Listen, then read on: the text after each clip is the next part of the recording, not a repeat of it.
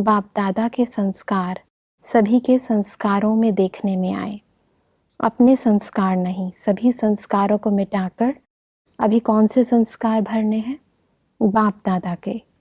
तो सभी को साक्षात्कार हो कि यह साक्षात बाप दादा बनकर ही निकले हैं। ऐसा सभी को कराना है। कोई भी पुराना संकल्प व संस्कार सामने आए ही नहीं। पहले यह भेंट करो, यह बाप दादा का संस्कार है। अगर बाप दादा के संस्कार नहीं तो उन संस्कारों को टच भी ना करो। बुद्धि में संकल्प रूप से भी टच ना हो।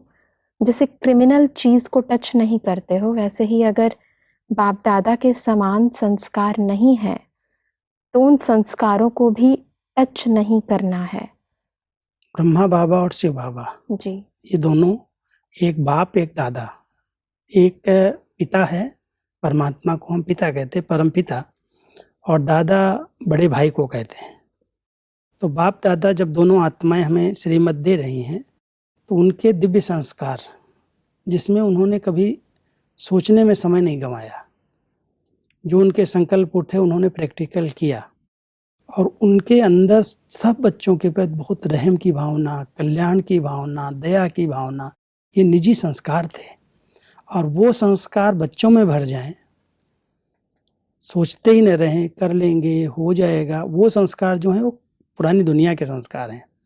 तो परमात्मा चाहते हैं कि कोई भी नेगेटिव संस्कार, कोई भी कमज़ोर संस्कार या कोई संकल्प भी ऐसा ना आए जो रुकावट डाले।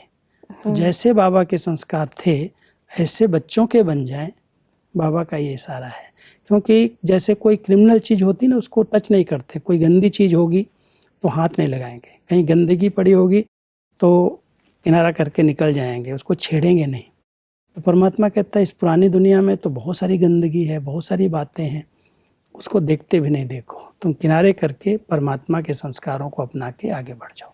मतलब आज की दुनिया में चारों तरफ हाथ में देखें या इधर उधर नज़र घुमाएं तो चारों तरफ कलयुगी बातें और कलयुगी दृश्य ही नज़र आते हैं।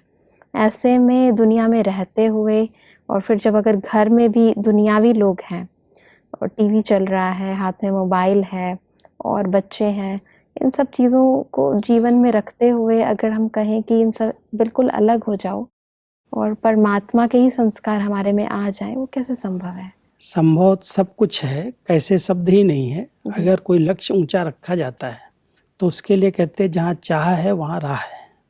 अगर कोई चाहता है मुझे करना है तो सब रास्ते मिल जाते हैं। कई बाबा के इस ईश्वरीय ज्ञान में चलने वाले ऐसे बच्चे हैं जो प्रवृत्ति संभाल रहे हैं, लेकिन प्रवृत्ति में रहते हुए, सबके साथ रहते हुए भी उनके ऊपर उसका कोई भी प्रभाव नहीं आता। अगर कोई अपनी मत से करता है, आज हमारा ये पीस ऑफ माइंड चलता है, कई चैनल्स चलते हैं, टीवी देखने का शौक़ है, कई घरों में आजकल वो लगा देते हैं, देखते रहते। बच्चे भी बहुत कुछ सीखते हैं उससे, परिवार में भी सब सीख जाते हैं।